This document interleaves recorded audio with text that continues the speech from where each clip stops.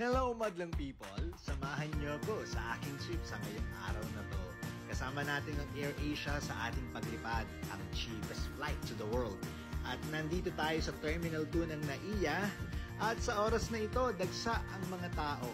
Siyempre, kani-kanilang pauwi, papunta ng kani-kanilang mga probinsya.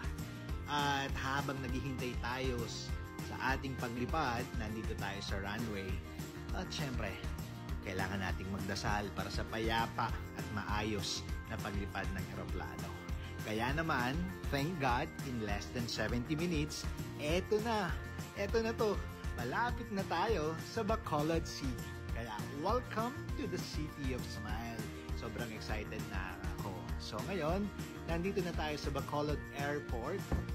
Ayan ang kanilang mini airport na napakalinis din naman. At dumiretso na ako kay Nena Rose para sa aking dinner ngayong gabi na napakasarap ng kanilang famous Bacolod Chicken Inasal. Ito, ang sarap. Sarap kurat-kuratin ng kanilang manok. At syempre, kailangan nating magkape at mag-dessert.